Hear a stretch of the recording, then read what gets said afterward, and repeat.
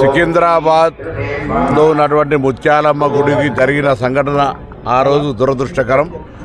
వెంటనే ప్రభుత్వం తరఫున స్పందించి స్థానిక శాసనసభ్యుడి విజ్ఞప్తి మేరకు దేవాదాయ శాఖ తరఫున దాన్ని పునర్నిర్మాణం చేసి అమ్మవారిని ఈరోజు మళ్ళీ ప్రజలకు ఆశీస్సులు అందించే విధంగా వేద పండితులతోటి పునఃప్రతిష్ఠ చేసుకొని దేవాదాయ శాఖ మంత్రి గారి ఆధ్వర్యంలో ఈ కార్యక్రమం నిర్వహించుకున్నాం.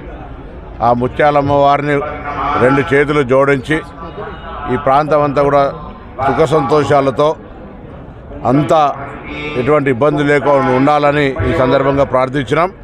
అదేవిధంగా ప్రభుత్వము ఎక్కడ కూడా అది దేవాలయాలు కావచ్చు, ప్రార్థనా మందిరాలు కావచ్చు, వాటి పట్ల రాజకీయం మంచిది కాదు. వాటిని అందరం కలిసి జాగ్రత్తగా కాపాడుకుంటూ ఎవరు ఎటువంటి విద్రోహంగా పాల్పడ్డా అందరూ కలిసి ఎదుర్కోవాలి తప్ప దాంట్లో కూడా రాజకీయం చేసే ప్రయత్నం జరగద్దని కోరుకుంటూ తప్పకుండా ఈ ప్రభుత్వం దేవాలయాలకు సంబంధించి కావచ్చు, ప్రార్థనా మందిరాలకు సంబంధించి ఎక్కడైనా కూడా అటువంటి యొక్క విశ్వాసాలను కాపాడే విధంగా మా ప్రభుత్వం ముందుకు పోతుంది.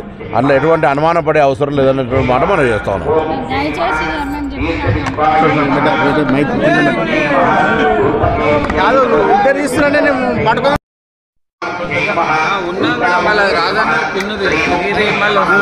కింద